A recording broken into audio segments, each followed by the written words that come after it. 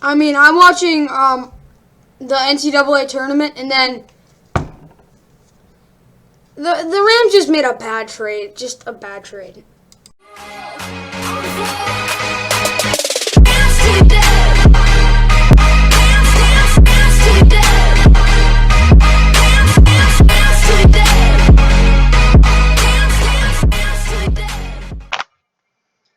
Yeah, it was kind of a quiet day for free agency. Couple things happened though that were pretty big.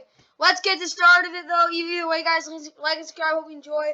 Of course, you can see Daquan Jones' contract. His cap is 1.8. It's dead in 2024, but it's 8.5 and 3.5. Alex Singleton, though, he got signed by the Broncos yesterday late last night. It's a one-year contract. Kyle Fuller is signing with Seattle as center. He's not great. Trey Hopkins got cut. Not surprising. He's not been pretty bad his whole career.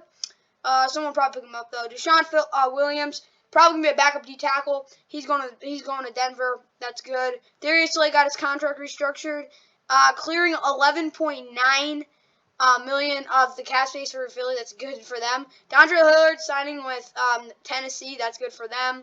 Garrett Gilbert's going to Las Vegas as their back. Of course, he was in Washington last year. Started a game. Didn't do the best, but wasn't the worst either. Dante Jackson, probably the biggest free agency signing. 3-year, $35.1 million. Carolina good move. You got your franchise cornerback. He's pretty good. And yeah, Randy Bullock's back with Tennessee. Of course, he had some bad kicks last year, but he also had some really good ones too. Cordero Patterson, 2-year, $10.5 million. Great returner, great offensive specialist. I think he'll have another year next year. Deshaun Houston Carson, backup safety. He probably will. DeAndre Houston Carson probably will start. He got a backup contract.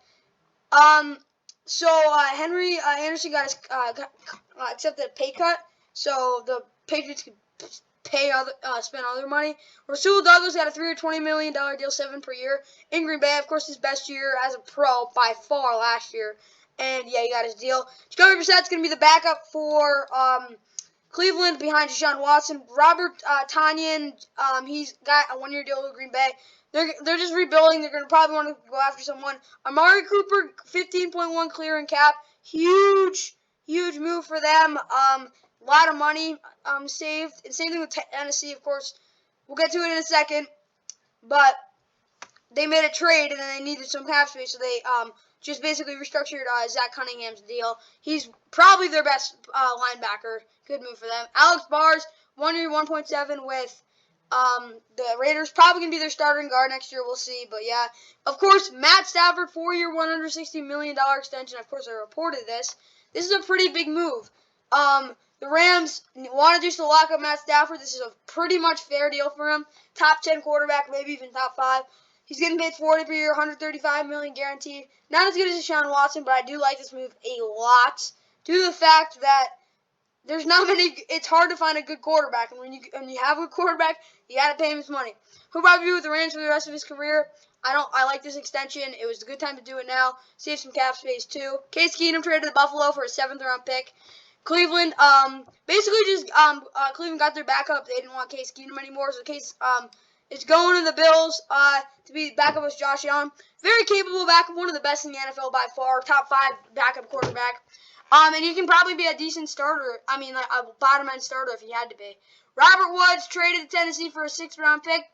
For the Rams, it's a bad move. It's also a contract type of move. They had to kind of clear some cap space for other reasons. But Tennessee accepted a contract, and they restructured some deals so they could make this move. But they got another guy with A.J. Brown who's probably going to be more competent than Julio Jones.